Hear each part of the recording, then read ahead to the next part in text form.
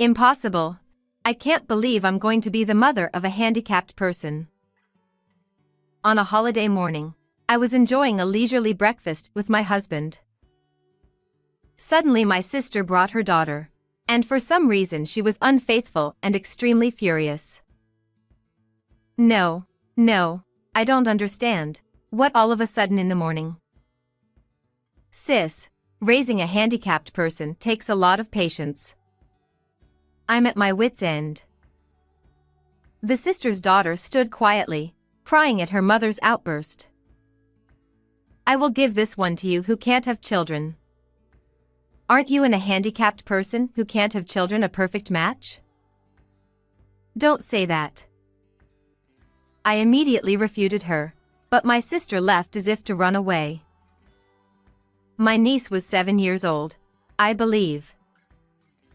She probably couldn't even comprehend what was going on right now. Are you okay? Yay! Now I'm free. What? Susanna Burton, pseudonym, 30-something story. My name is Susanna Burton and I am in my 30s. I have been married for 5 years to my husband, Aaron, whom I met at work, but we have yet to have children. We both love children, and ever since we were dating, we always talked about how we wanted to have children when we got married someday. But reality is cruel.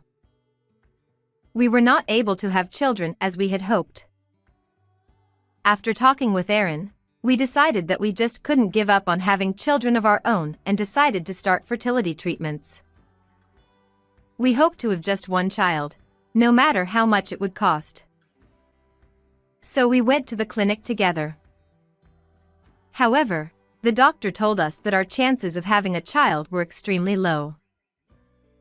But on the contrary, we were determined. We had done all we could do. All I want is to be with you. Let's enjoy life together. He also encouraged me by saying so. Even if we were not blessed with children in the future, we could enjoy our life together as a couple. One day, when I returned to my parents' house, my sister Caroline had also returned at the same time. She had been popular since she was a student because of her pretty looks and her good sense of humor, and now she was married and had a husband named Seth. I hadn't seen her in a while, and she was dressed in high brands. She proudly told me that Seth has taken over his parents' company and is the president. By the way, she makes fun of the fact that my husband is an ordinary company employee, and she also demeans me. My husband is now the president of the company? Well, he was always an elite. Compared to that, yours. Your husband is amazing, isn't he? But Aaron also works very hard and is very kind to me. You've always been like that, and that's why you can't do anything. I was always bothered inside, while I was appropriately malleable. It was a good thing I didn't talk back to her. By the way, I heard that you are a defective product who can't even have children. You're a useless woman, aren't you? She said mockingly while laughing at me. Caroline has always disliked me anyway. She always tries to outdo me and mount me, which frankly tires me out. She doesn't say such terrible things to me in front of my parents either. She does whatever she wants when her parents are not around. I was deeply offended by her ridicule of my infertility and left my parents' house. Why should I be talked about like that? How much did she think I had suffered because I could not have children? After that, she often pointed out to me how difficult it was for me to have children. When she meets with me, she brags about having a child herself. Even though I have always thought I understood her bad character, I could not tolerate her ridicule of my sensitive issues. She makes fun of me every time I see her like this, and her attitude gets worse and worse. Then we have no choice but to distance ourselves from her. I began to be careful not to see her as much as possible. Then one day on a holiday, many months later, the intercom suddenly rang. Suddenly, the intercom rang. My husband was off today, and he was out shopping. I was alone, doing the housework. When Aaron comes home, maybe we can go out somewhere together. I was washing dishes while thinking about that. I wondered what in the world was going on in the morning, and when I checked, to my surprise, it was Caroline. It's been a while since I've been away from here. I haven't seen her for a long time. And yet, it was her coming to me. Her face on the intercom screen was clearly unhappy, and she was standing there in front of the front door. I wonder what she wants, even though I don't want to see her. I reluctantly open the front door. She is standing in front of me with a sullen expression on her face. It's been a long time. Oh, it's so unusual to see you here with Natalie. We don't want this handicapped person in our house. Her high-pitched voice rings out. I wonder what she is going to say as soon as she arrives, forcing Natalie, who is standing beside her, toward me. Natalie is her daughter. She is 7 years old, I think. Natalie almost fell over when she was suddenly pushed toward me. What do you mean? You just barged in all of a sudden?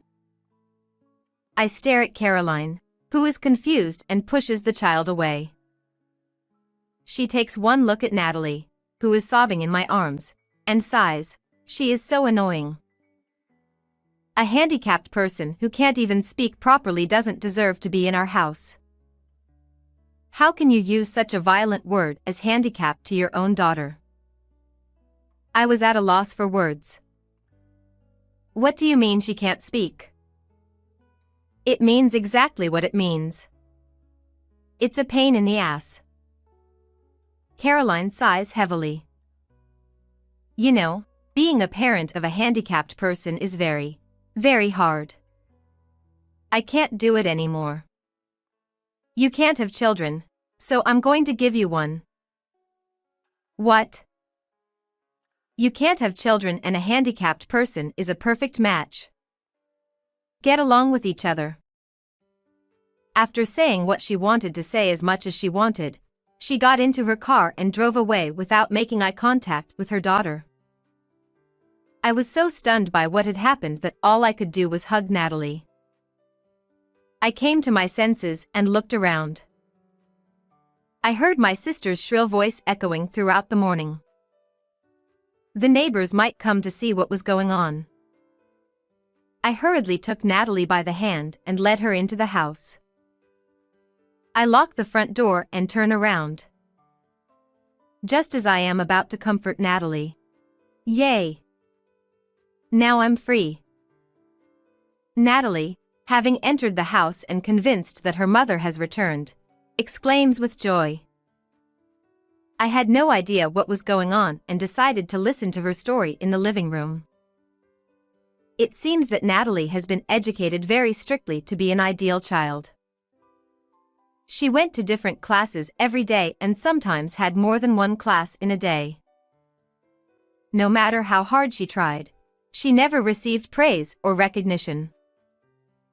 If she failed to do as well as she wanted, she was beaten and yelled at.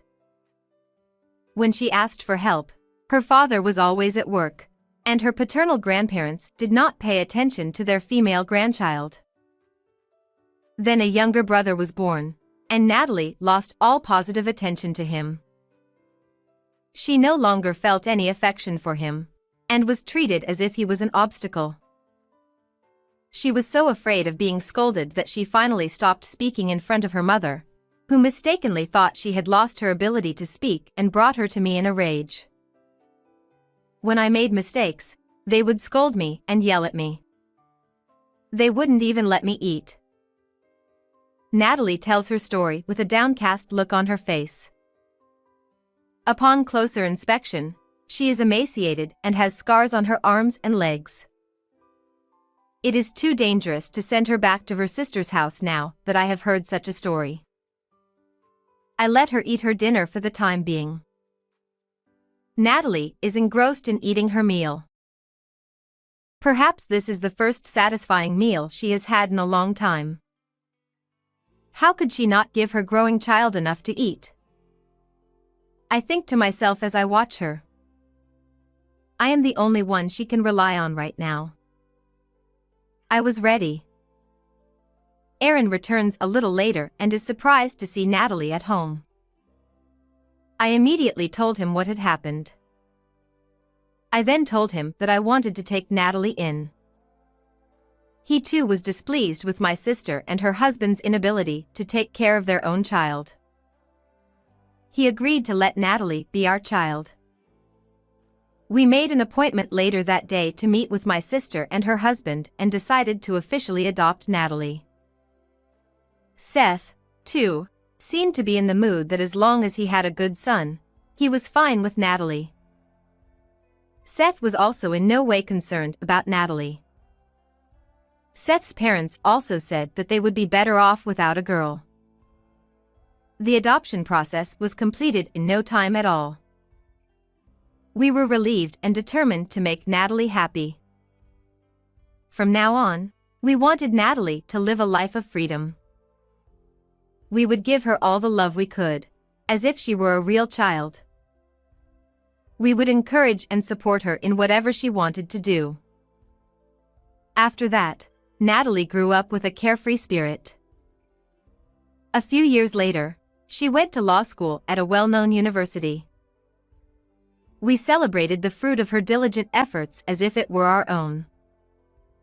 One Sunday, while we were relaxing as a family, my sister and her husband suddenly barged into my house. Without even saying hello to us, they clamored for Natalie's return. I thought back to that time. The sister and her husband came to my house without permission and abandoned my little Natalie as if she were an object. They must have heard somewhere that Natalie had gone to a prestigious university, even though they had never heard from her before. I can't believe they would say that now. Apparently, Natalie's younger brother, who they thought was brilliant, had dropped out of high school. Perhaps they was strictly doing the same kind of intrusive education that they used to do to Natalie in the past. If they were tied down so tightly, any child would lose motivation for everything, not just studying. I had originally heard that Natalie's brother was a recluse and had refused to go to school in middle school. We don't want that socially inept child in our house. Natalie, come home. Upon learning that Natalie had been admitted to a difficult university, my sister and her husband came to pick her up. How could they come to pick up their daughter, whom they once called handicapped and discarded, for their own convenience? Children are not their parents' property or toys. I was deeply offended by their unmanageable behavior. Since that moment when we decided to raise Natalie as our own child, we had given her our wholehearted love.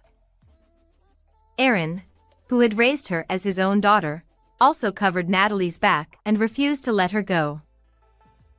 The two of them continued to fuss at the door that they were Natalie's parents. They were no longer getting anywhere, and just when I thought they were. My parents are Aaron and Susanna. You are not my parents. Natalie stared at my sister and her husband with a serious look in her eyes. When she clearly refused, the sister and her husband left, leaving her with the discarded words that they would take legal action. Later that day, the sister and her husband hired a lawyer to try to pretend that Natalie's adoption had never happened. However, at that time we had followed the official procedure and adopted Natalie. Therefore, they could not dissolve the adoption. In addition, Natalie, who was 7 years old at the time, still bore the scars of violence that we called discipline, and she was much thinner than the norm. I have a medical certificate in my possession that states that she was probably abused. I showed the medical certificate to my sister and her husband, who were going to court, and asked them if they were still going to court.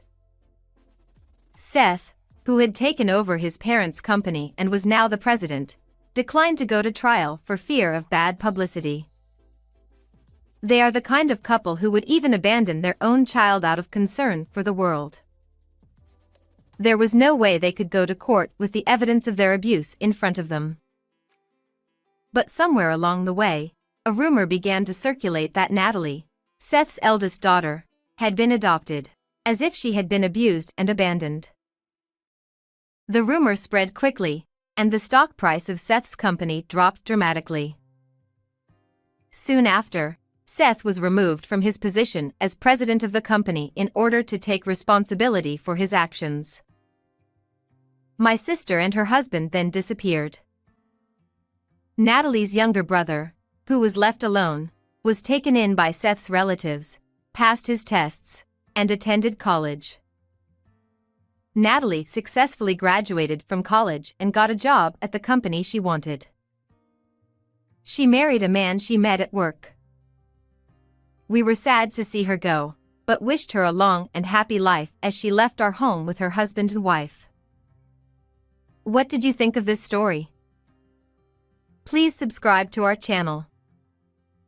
See you in the next video.